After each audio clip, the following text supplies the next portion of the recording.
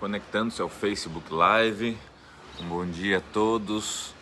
Hoje é dia 30 de abril de 2020 e agora são 9 horas e quase 1 minuto.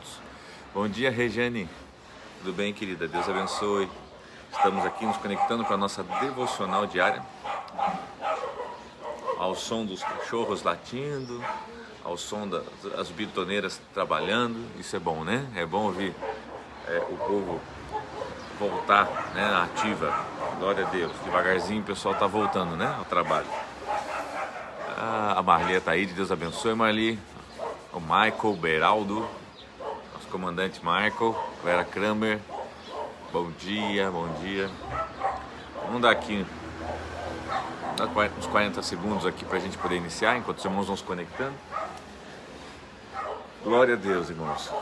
Deus abençoe, né? Não sei quantos de vocês puderam acompanhar a nossa live de ontem à noite, a oração da noite. Foi meio corrida, mas acabou dando certo, né? Eu estava na estrada, na rodovia, então onde eu estava não ia. Eu percebi que eu não ia conseguir fazer a live das 10. Mandei um recadinho pro pessoal, jogando para 10h30, que eu já estaria num lugar onde permitiria pegar a internet, né? Mas que bom que a gente tem buscado estar junto. Hoje de manhã, não sei quantos de vocês acompanharam, mas o pastor Marcos fez a live para nós, né? E sequestraram meu celular. Eles já tinham me ameaçado, né, irmãos? Que iam sequestrar meu celular, não iam, para mim poder descansar. Mas eu consegui, né, pelo menos manter alguns encontros aí, pelo menos essa semana. Segunda-feira voltamos tudo ao normal, ok? Ao meu normal. Vamos lá então, gente, né? Os irmãos se conectaram aqui. Agora no meu relógio são 9 horas e 2 minutos. E nós estamos falando então sobre... Nós estamos fazendo um estudo, na verdade, né? Que a ciência chama de tanatologia, ou seja, o estudo da morte. Então nós começamos só recapitulando, é importante a gente recapitular, tá? A gente começou a estudar o destino dos mortos. As pessoas que morriam, para onde iam? E como elas estavam, tá? E em que classe de pessoas, no caso assim, partem, né? Então aqui que a gente observou que as pessoas, elas partem de duas formas. Quando eu digo partir, elas morrem ou estando justificadas ou não justificadas, ou seja, consideradas ímpios ou justos. Isso antes da morte de Jesus na cruz. Depois da morte de Jesus na cruz, elas são salvas ou condenadas.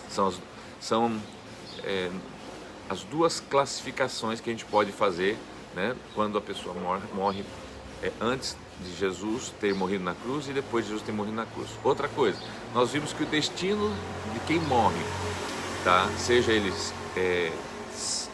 ímpio ou justificado, antes da morte de Jesus, é um local onde a Bíblia descreve este local. Fala que esse local ele é descrito como um lugar chamado de Seio de Abraão e outro lugar, tá, chamado de Seol, onde há fogo, onde há tormento, e separado no meio por um abismo, tá? Esse abismo que separa esses dois lados, ele mais profundo, quando você estuda profundo, ele vai no Tártaro, que é onde estão os demônios, onde estão os anjos caídos, né, decaídos. Isso tudo antes de Jesus morrer. Jesus morreu na cruz, o que acontece? Jesus também desce a mansão dos mortos, ou seja, esse local, traduzido por muitos como Hades ou Seol. E ali a Bíblia fala assim que ele primeiro prega aos cativos em prisão, ou seja, ele prega para aquelas pessoas que tinham morrido, né? E observamos que os corpos dessas pessoas estavam dormindo, né? Foram sepultados e o pó voltaram a dormir, mas elas estavam conscientes.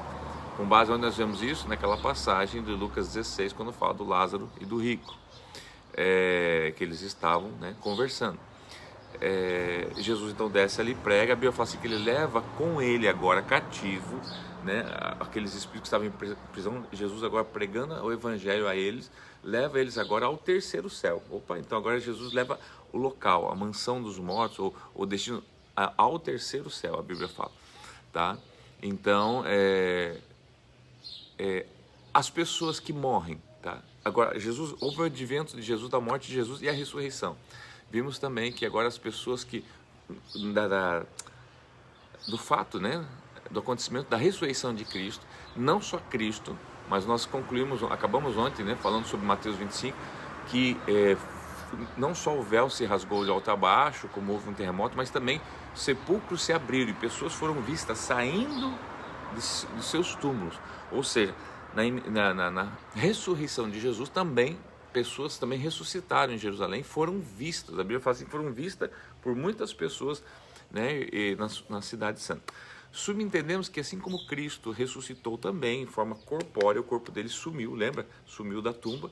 E ele aparece, e ao mesmo tempo que o corpo dele podia se tocar e podia sentir os pregos, podia sentir onde tinha enfiado a lança, ao mesmo tempo esse corpo também podia passar pela parede. Não sei se você lembra, ele aparece dentro da casa, né, onde estão os discípulos, e some também, né? Então, subentende que aquelas pessoas que também ressuscitaram, já que não houve mais nenhum relato posterior dessas pessoas, a não ser que elas foram vistas saindo das suas sepulturas, subentende também que houve uma ressurreição, né, dos mortos, e pessoas receberam naquele momento também os seus corpos, né, ainda que glorificados, porque não ressuscitaram para permanecer e depois morrer de novo, uma segunda morte. Aí a gente até poderia pautar uma teoria, né, ou um conceito de reencarnação. A pessoa reencarnou e voltou, né? Então, que não é o caso. Vimos ontem também, Hebreus 9, 27, que cabe ao homem nascer e morrer uma única só vez e após disso vir o juízo, quebrando com isso que é aquela ideia de que a pessoa ela morre e volta para ir purificando, né, que o budismo fala, tá? O budismo e alguns segmentos do espiritismo. Que mais? É isso aí. Daí acho que nós paramos ontem então nessa parte, né, quando fala da ressurreição dos mortos. Agora, queridos, hoje eu queria conversar com vocês acerca do que está escrito em 1 Tessalonicenses 4, 13 a 17, porque eu sei que isso é uma discussão e não é de hoje e não vai acabar hoje também, tá? Muitos acreditam sim que os mortos estão dormindo. A gente tem que respeitar, gente, né? A fé é uma coisa que a gente precisa respeitar. Cada um crê, né, no seu nível de fé, tá? Eu creio que sim, o nosso corpo ele volta para o pó e dorme, né? Fica dormindo o corpo, mas eu creio que, né, em nenhum momento nós ficamos dormindo, né? Nem antes da morte de Jesus, nem depois. Todos que estavam, senão a pessoa não faria sentido a pessoa estar em tormento no céu. Se a pessoa está dormindo, como é que ela vai estar em tormento, né? Então não faz sentido. Mas enfim, vamos lá. 1 Tessalonicenses 4, 13 a 17 diz assim, acompanhe comigo aí na sua Bíblia. Diz assim: irmãos, não quero que vocês sejam ignorantes quanto aos que dormem, para que não se entristeçam como os outros que não têm esperança. Então veja bem, primeiro ele está dizendo, não quero que vocês sejam ignorantes quanto aos que dormem, quanto às pessoas que estão dormindo, tá? Em algumas versões fala, né, aqueles que morreram, para que não se entristeçam como os outros que não têm esperança. Se cremos que Jesus morreu e ressuscitou, o próximo texto fala, se cremos que Jesus morreu e ressuscitou, tá? Cremos também que Deus trará mediante Jesus e com ele aqueles que nele dormiram. Ou seja, aqueles que nele, em Cristo. Então ele está falando aqui assim, aqueles que em Cristo dormiram. Então observe que aqui já elimina daqueles que dormiram, né? E que não foi em Cristo, no sentido de antes da morte de Cristo, antes de Jesus vir. Tá? Nós estamos falando só de um povo que veio da morte de Jesus para cá, ok? Então, olha só. Deus trará mediante Jesus com ele aqueles que nele dormiram. Dizemos a vocês, pela palavra do Senhor, que nós, o que estivermos vivos, os que ficamos até a vinda do Senhor. Então observe que está falando assim, até a vinda do Senhor. Aqui nós estamos falando do quê?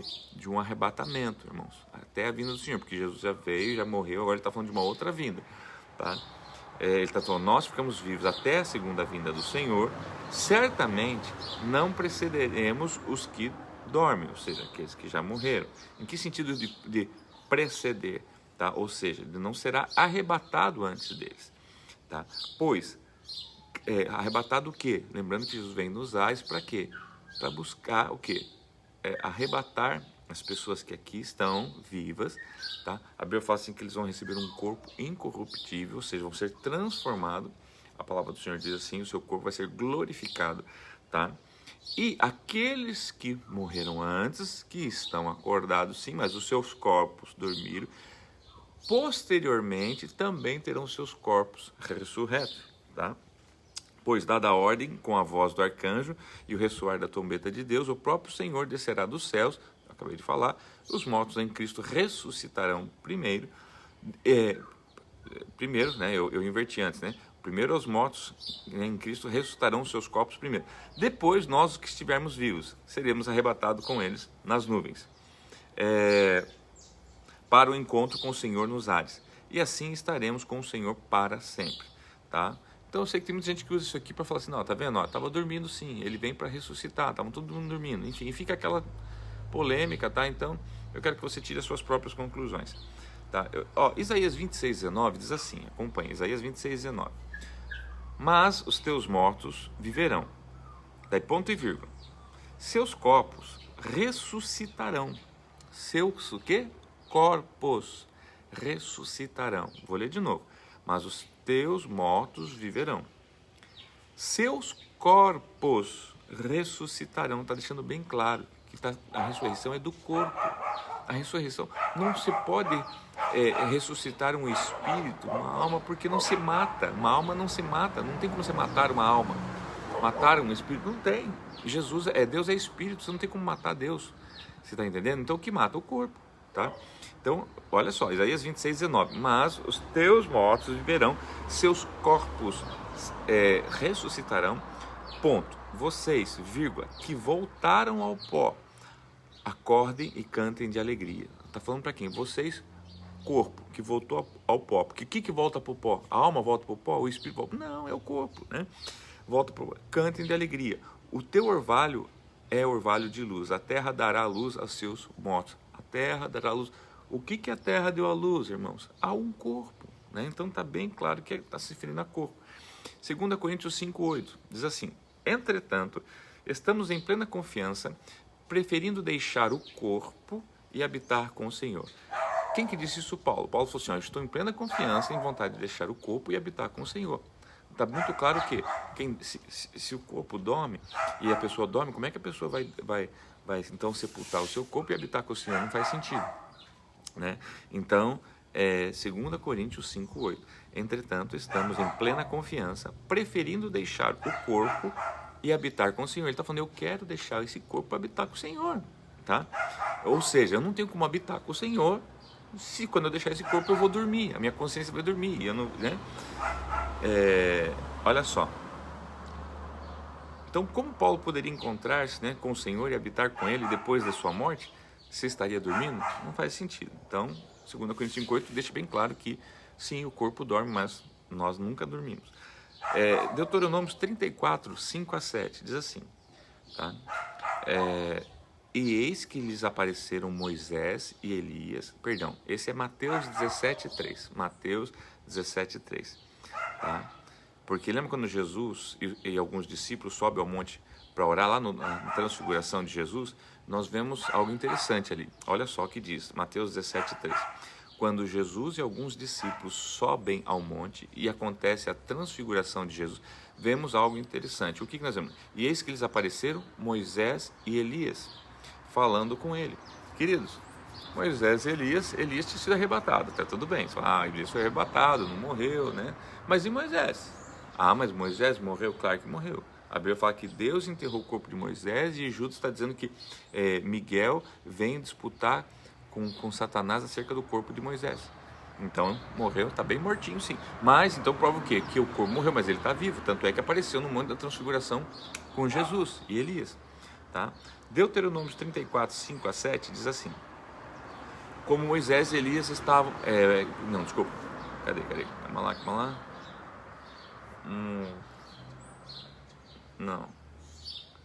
Não, esquece o Deuteronômio 34, 5-7. Eu esqueci de colocar aqui. Depois a gente pode abrir, tá? Eu quero que você abra agora em Apocalipse 6, 9-10.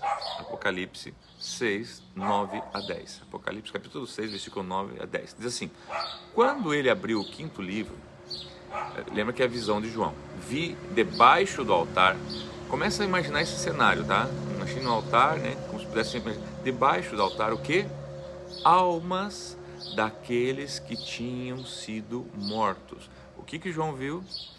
Almas daqueles que haviam sido mortos. Nós estamos falando de gente que morreu, o corpo dormiu, e agora ele está vendo o quê? As almas dessas pessoas. Está dizendo assim, aonde? Debaixo do altar, é o termo que usa aqui, tá? As almas daqueles que tinham sido mortos por causa da palavra de Deus e por causa do testemunho que sustentavam. Clamaram em grande voz, dizendo, se alguém que está dormindo, como é que clama em grande voz, irmãos? Se a pessoa está dormindo, como é que ela vai clamar em grande voz? Vamos ver o que eles clamaram, tá? Em grande voz, dizendo, até quando, ó soberano Senhor e verdadeiro, não julgas nem vingas o nosso sangue dos que habitam sobre a terra?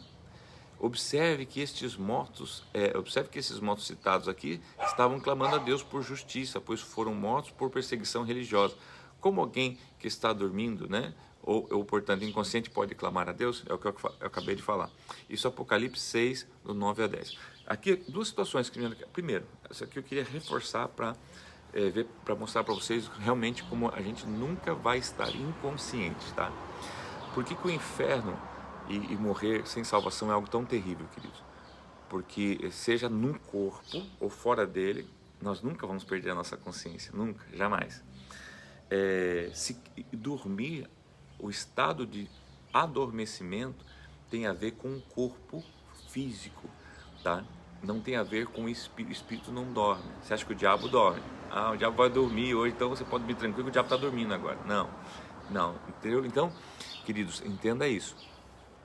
Agora, tem um outro assunto que eu quero falar sobre esse capítulo 6, que é o quê? Isso aqui também vai dar introdução para um outro assunto que nós vamos entrar, é que aqui fala de uma classe de mortos. Fala aqui de uma classe de mortos que morreu devido à perseguição religiosa e que agora eles estão debaixo do altar, as suas almas, João vê isso, e clamando a Deus, tipo, quando vai fazer justiça para nós. Aqui, irmãos, nós temos que entender o período escatológico.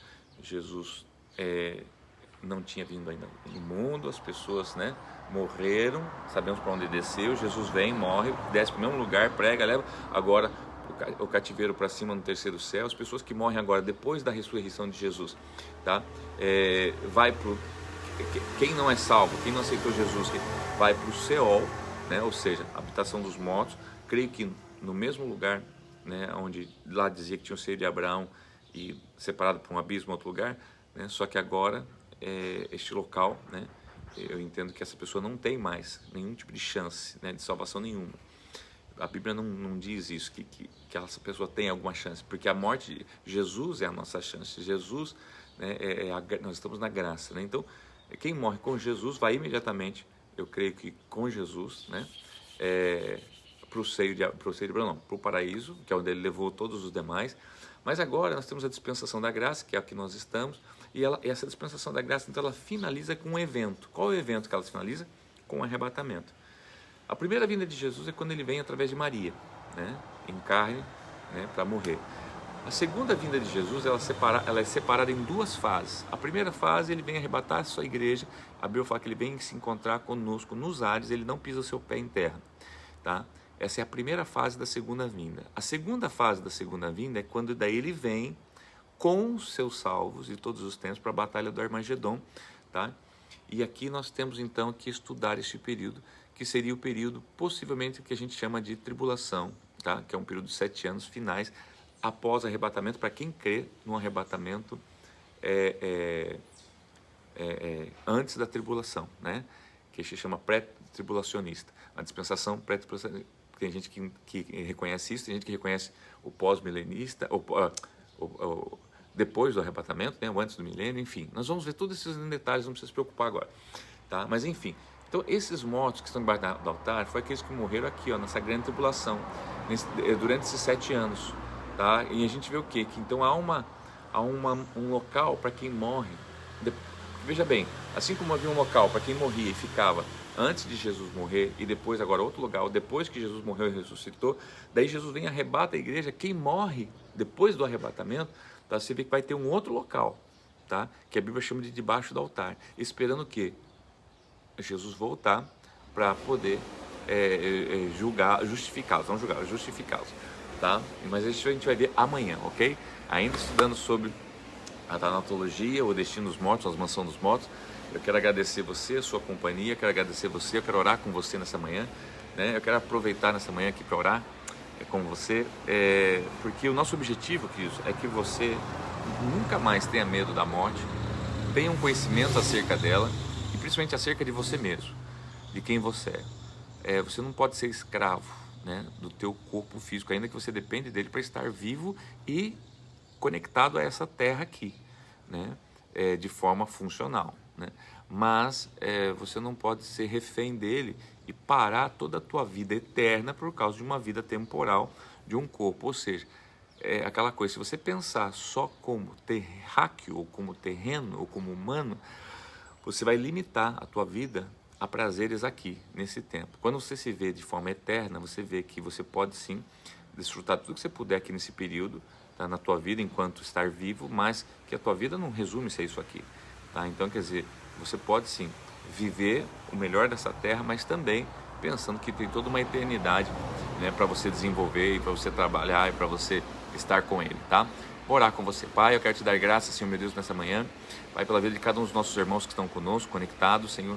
Pai, declaramos, Senhor, no nome poderoso de Jesus, Senhor, que o Teu Espírito Santo é aquele que vem e nos revela toda a verdade, Senhor. As Tuas Escrituras são, Senhor, meu Deus, Pai, aquilo que o Senhor quis deixar registrado para nós, para que nós pudéssemos, Senhor, ter um conhecimento, Senhor, parcial, limitado, mas suficiente, Senhor, para que nos conduzisse até o Senhor e a Tua presença. Eu creio, Senhor, meu Deus, a Tua palavra diz assim que há coisas grandes e firmes que nós não sabemos, que o Senhor tem preparado para nós, para aqueles que o Senhor ama, e eu sei, Senhor, que assim como, Senhor, o Senhor tinha deixado pronto a árvore do conhecimento do mal, mas tinha dito para Adão e Eva, olha, não coma desta árvore naquele tempo, Senhor. Não quer dizer que o Senhor não ia permitir que eles comessem em outro tempo, Senhor, senão o Senhor não teria plantado aquela árvore no jardim. Pai, da mesma maneira para nós hoje também, Senhor, o que o Senhor permite que nós conheçamos, nós queremos conhecer, o que o Senhor não permite, nós não queremos conhecer. Pai, desde já eu te agradeço a oportunidade que você tem dado de estudar a Tua palavra junto com os meus irmãos. Eu abençoo a cada um esse dia, Senhor, que cada um seja abençoado no poderoso nome de Jesus nesta manhã. Deus abençoe a todos vocês, queridos. Deixa eu cumprimentar aqui, né, a Liliane Suzuki. Deus abençoe, Liliane.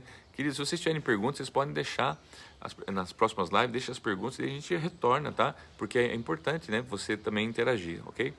Adriano, Deus abençoe, doutor Adriano, a Isis, a Cleusa Stankenvisky, o pastor Valdemar Ribeiro, a Cleusa, a Sandra, a Eli Silva, o Adilson, a Silvia do Alex, o Kelvin Nicolas, oi Kelvin, a Kelly Bergamin, o Michael, a Neide, minha mãe, sua bênção, a Aninha, Jor, o Reni e a Maria, Deus abençoe, a Iracema, Deus abençoe, o Júlio César Santos, Deus abençoe, a Neuza Vieira, Deus abençoe, glória a Deus, Ruth Zimanski, Deus abençoe, Ruth, a Alessandra, minha irmã, Deus abençoe, querida, a Priscila, a Miriam Araújo, a Rafinha, minha filha, Rafinha, tá conectada aí, meu amor, tudo bem, querida, a Vanessa Herman, Fabiola, querida, Deus abençoe, Vera Kramer, Marlia Taide, Michael Beraldo, Deus abençoe todos vocês, ok? Eu aguardo vocês então às 15 horas para a nossa oração da tarde, tá bom? Se não sequestrarem meu celular, mas se sequestrarem, você busca lá no Facebook do pastor Marcos, que eu tenho o plano A, plano B e plano C, gente, tá? Se sequestrarem o meu celular, se sequestrarem o pastor Marcos, tem um plano C, fica tranquilo, tá? Se o diabo, que é o diabo, pode ter 9 pessoas possíveis candidatos ao anticristo, por que eu não posso também ter um monte para fazer live, né? Deus abençoe. Qualquer dia nós falamos sobre esses 9 que o diabo tem para o anticristo. Deus abençoe, querido. Um grande abraço, um beijo, fica com Deus, tá? Um abração.